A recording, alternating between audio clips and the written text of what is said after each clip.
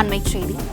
சீமான் வீட்டின் பாதுகாவலர் அமல்ராஜ் மற்றும் உதவியாளர் சுபாகர் ஆகியோர் ஜாமீன் கோரி தாக்கல் செய்த மனு தள்ளுபடி செய்யப்பட்டிருக்கிறது.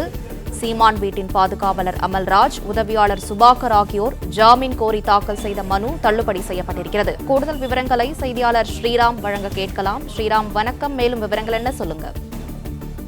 சென்னை நீலாங்கரையில் நாம் தமிழர் கட்சியின் ஒருங்கிணைப்பாளர் சீமான் வீட்டு பாதுகாவலர் மற்றும் அவருடைய உதவியாளர்கள் அவர்களிடம் போலீசார் நோட்டீஸ் ஒட்டிய போது அவர்கள் வாக்குவாதம் ஏற்பட்டு இருவருக்கும் கைகலப்பு ஏற்பட்டது. இதனை அடுத்து இருவரும் கைது செய்யப்பட்டு நீதிமன்றத்தில் ஆஜர்படுத்தப்பட்டனர். அதன் பின்பாக சிறையில் அடைக்கப்பட்டிருக்கிறார்கள். இந்த உதவியாளர்களுக்கு மட்டும் கடந்த வாரம் ஒரு வழக்கில் ஜாமீன் கிடைத்தது, மற்றொரு வழக்கில் ஜாமீன் கிடைக்கவில்லை. மேல்முறையீடு செய்வதற்காக செங்கல்பட்டு நீதிமன்றத்தில் இந்த வழக்கானது இன்று விசாரணைக்கு வரும் தெரிவிக்கப்பட்டது.